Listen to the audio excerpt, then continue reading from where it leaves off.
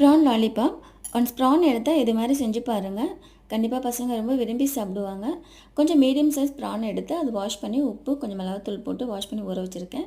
After அது மேலே வந்துட்டு மசாலா போடுறதுக்கு Kashmir chilli, then chilli powder, garam masala, ginger garlic powder, salt, then cornflour 1 spoon, rice powder 1 spoon போட்டு நல்லா கொஞ்சம் தண்ணி விட்டு பேஸ்ட் மாதிரி மிக்ஸ் பண்ணி எடுத்துக்கலாம். தென் அதில் இந்த ப்ரான் வச்சு மிக்ஸ் பண்ணி ஒரு 1 hour ஊற வைக்கணும்.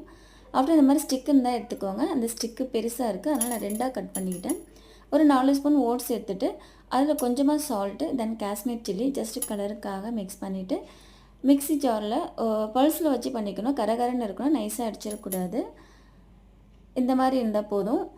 நெக்ஸ்ட்டு அந்த ஸ்டிக்கில் இந்த ப்ரானை வந்து நல்லா குத்தி எடுத்து வச்சுக்கலாம்.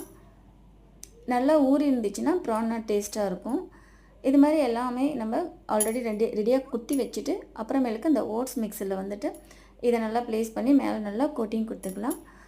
நெக்ஸ்ட்டு தோசைக்கல்லில் எண்ணெய் விட்டுட்டு நம்ம லாலிபாப் மாதிரி ரெடி பண்ணி வச்சுக்கிற ப்ரானை இந்த ஆயிலில் ஃப்ரை பண்ணி எடுக்க வேண்டியது தான்.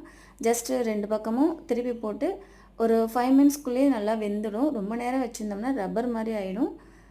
ஜஸ்ட் இது மாதிரி நல்லா பரட்டி போட்டு எடுத்துக்கோங்க. இதோட மயோனைஸ் சாஸ் வச்சு சர்வ் பண்ணால் ரொம்ப பசங்களுக்கு பிடிக்கும். கண்டிப்பாக ட்ரை பண்ணுங்கள். தேங்க்ஸ் ஃபார் வாட்சிங்.